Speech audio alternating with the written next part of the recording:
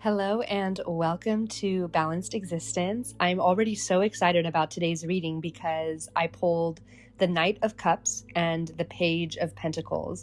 And these aren't maybe the most popular cards, they're not major arcana, but these are maybe some of my favorite cards in the deck actually, because the Knight of Cups is all about that charming, romantic approach to life. And I'm picking up on someone who's just having fun with life and that comes so natural to them. And I really am excited for this collective that is going to start stepping into this energy. And with the Page of Pentacles, I love this card because it always makes me think about planting the seed. And it's like the diligent student that is so enthusiastic about the new beginnings that are ahead. And so the combination of these cards is such a beautiful grounding of our emotional approach to life, like the feelings we have about life. And then, of course, I pulled an oracle card and it was Metamorphosis. And of course, there's a butterfly on the card. And it says, trust the process and be patient.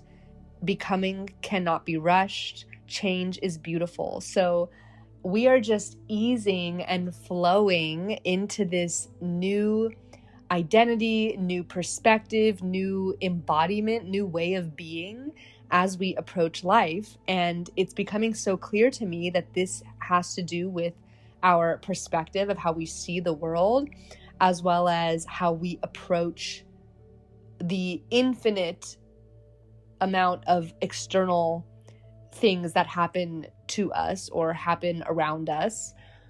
And it's kind of this unwavering, unconditional excitement and optimism about life. And that in itself is such a charming and magnetic and romantic energy. And I'm not even talking about a love reading or a partnership. When I say romantic, it's like the romanticizing of life you hear so much about, but that's really what that is.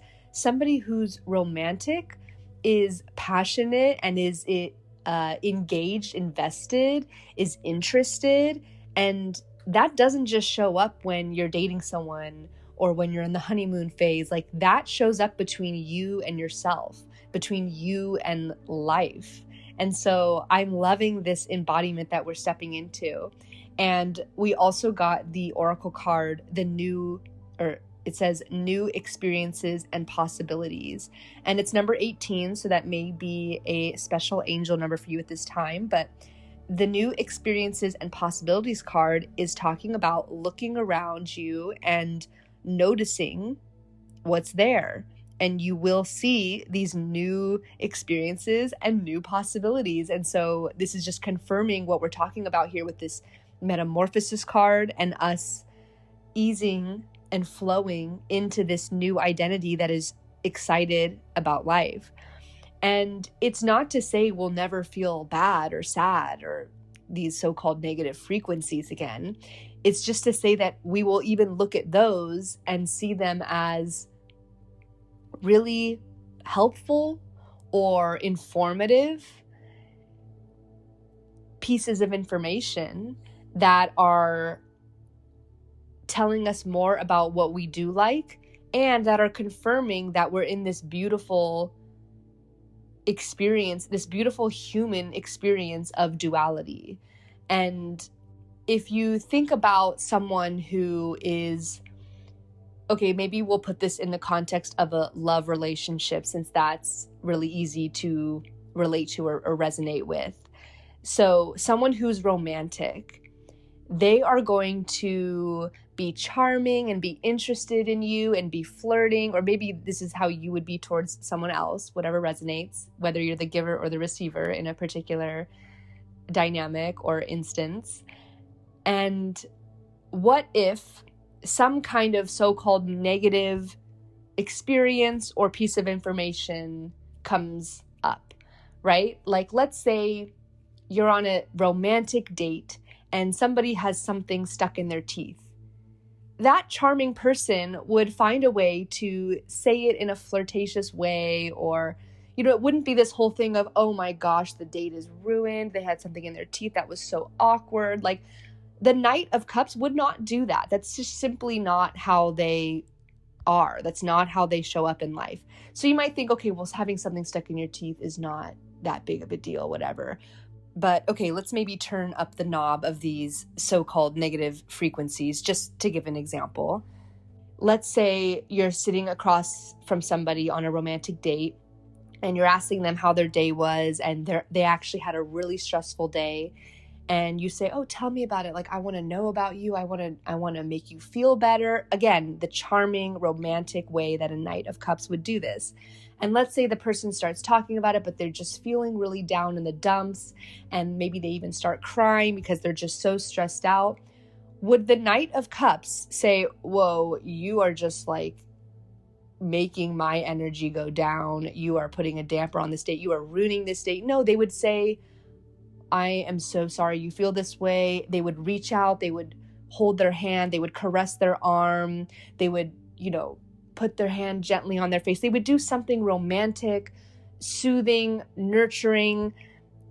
And this is this energy I'm trying to convey to you, this Knight of Cups energy that's like, look, we're not going to bypass this moment of this person who's having a breakdown during this romantic dinner, right? We're not going to go through life. So this is the metaphor I'm getting at. We're not going to go through life being like, whoa, I'm in my happy little Knight of Cups energy. Anyone else who's not is ruining that. Like, and I will not accept that, or I cannot. And look, boundaries have a time and place, right? But in this example, what I'm trying to get at is the Knight of Cups leans into it because they're not really afraid of any kind of negativity. They're coming with this charming, confident energy. And so again, it's not, okay, now that I've comforted you, can we go back to being okay? It's like, sometimes there's a time and place for just feeling sad, and that's okay too, right? But what I want to convey here is that this is such a beautiful way to approach life. And I'm loving this Knight of Cups archetype and embodiment, because it's really, like I said, this unwavering, unconditional excitement about life. And maybe exciting isn't always a word that resonates with you. Maybe that's kind of a high energy word, and maybe something more like appreciation or flow or peace is something that resonates more with you as kind of your baseline when you're feeling good. But this is the message I'm getting at here of like looking around at the new possibilities. Like, imagine how that night would go if you responded to them having something in their teeth or them having a breakdown and crying. If you responded in a way of like, oh gosh, this is bad, versus, oh, let me like do my best to help and still keep like a positive aura about me, because ultimately life is still okay. Everyone's going to be okay, but like, let me bring my emotions into this scenario in a way that's going to be positive, reassuring, nurturing. And again, like, my own energy becomes unaffected. And you might think, well, that's really difficult, like to not let other people's energies like drag me down or impact me. But that's just the thing, is that's just what you believe, right? And so not to bypass the experience of the empath, but to rather say, there is this metamorphosis, there is this new experience that's right in front of me that is giving me this opportunity to still show up in a way that feels good, even when the default or expected response would be to let that thing make me feel bad. And so now we're getting into the juicy foundation of magnetism, where you are not really impacted by external circumstances.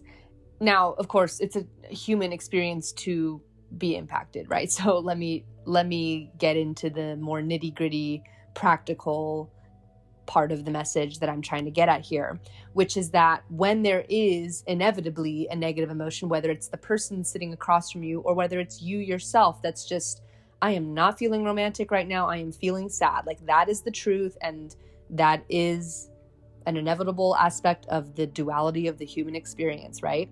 So then what would the Knight of Cups do in that moment? The Knight of Cups has, again, this charming, confident energy where they know that in due time, because again, with the message on the Metamorphosis card that you cannot rush this, in due time, you will get back to that place. And that knowing is enough for you to flow through even the most so-called negative frequencies with that subconscious knowing of the certainty of grace and peace that awaits you. And practically what this looks like is knowing that, okay, if I'm not feeling good about something, I know that I can take baby steps to feeling better and better. Like if I'm feeling really negative about my day, I can make the choice of a thought or a belief that, well, that was one day, tomorrow is another day, right? Like whatever thought helps you to take just 1 inch or 1 centimeter or 1 millimeter towards that higher frequency, because that's what your goal is, right? I mean, you do want to feel better, right? Like you do want to feel confident and charming and romanticizing life and magnetic. You do want to get there again, right? I mean, I believe you do. So how can you take inches forward? And again, I'm going to read the Metamorphosis card again. Trust the process and be patient. Becoming cannot be rushed. Change is beautiful. And I talk about this a lot on the channel, that the process is the beautiful part of life. It's not about, oh, when am I going to get back to being charming and romantic? It's, wow, I am inching closer and closer. Did something happen that put me in a negative? And that's okay because I'm a human, but I am inching closer and closer to positive or higher frequencies. And that change is beautiful. And I'm getting closer and closer to more and more joy. That's what the Knight of Cups would do. That's how they would approach life. And so suddenly the ebbs and flows of life, they're not that serious. They're not that deep because you know you're going to find your way back to joy. Now, again, it's not to say that there's nothing to be sad about and that, you know, the true dark and sad truths of the world are not going to impact you. It's only to say that you know deep down and you choose to act in alignment with this knowing that joy and those positive higher frequencies are your baseline. That is source, right? That is when we get back to our baseline, we're getting back into alignment with source. And so this metamorphosis of you as a whole becoming more like this Knight of Cups, and I know I'm talking mostly about the Knight of Cups, but the Page of Pentacles is here because, again, we're planting this seed. We are this diligent student of life. Like we are doing this work to get to this Knight of Cups. But this metamorphosis is available to you, whether it's the big picture of who you're becoming or whether it's those moment-to-moment tests or challenges or experiences that you get to practice this in real time in the now moment, which is, of course, the portal into the becoming of the Knight of Cups that you are moving towards, right? So always remembering that the now moment is that portal. So, and especially it's a powerful portal when you are faced with those more negative frequencies or challenging experiences where you're being tested. Like that is a powerful, like you just had a powerful portal placed right in front of you and you get to choose to walk through it or to just stand there and complain about it, right? So, and again, it can't be rushed. Maybe sometimes you do just need to stand there and be sad, but then when you're ready, you're going to walk through that portal and you're going to make those choices to get back to source, to get back into your alignment, to get back to that foundation of joy and high vibrational frequencies that is natural to your soul, to your being. It's just easy to forget it when we're down here in this earthly physical realm of, again, lots of duality. So another message on the new experiences and possibilities card is, it says, you are on the first steps along a new path. You are being offered a blank page. What are the first words you would like to write on it? Your possibilities are endless. You are in complete control of your life. This is a new beginning on your journey. Yeah, so what are you going to write on that page? Are you going to write something that kind of resonates with just a habit you've had for many years just because, well, I've always kind of done it this way? Or are you going to write something that's maybe groundbreaking, maybe different than what others around you would write, or, you know, how they would respond to certain scenarios or experiences? Are you going to write something that is reaching you higher and higher towards a life where you have this baseline expectation of joy, and not expectation in the attached sense, but expectation in the sense of your identity having this expectation that joy is your baseline, and therefore that becomes your default. So what are you going to write on this page? I mean, this is you in your highest power. This is empowerment. So when you're living in the present, when you're trusting in your abilities, trusting in the confidence, the charm, the romantic in you, when you trust that it exists, you find it and you bring it to the surface and embody it, you are incredibly magnetic. And wow, this card says, plant your seeds and willingly venture into new territory. And just like I was saying with the Page of Pentacles, these are the seeds you're planting. This is the new territory you're entering into. So I also just want to give us a moment of appreciation for this pivot point, because it's so easy to look forward. And I just want us to recognize, like, we are making a huge shift, and this shift would not exist if there was no such thing as contrast, if there was no such thing as the before and the after of the shift, right? And that's the beauty of the now moment, is we're standing in this portal, in this pivotal shift, looking at how we used to approach things, looking back to the past at how we used to approach things, and looking forward to the future at how we want to approach things.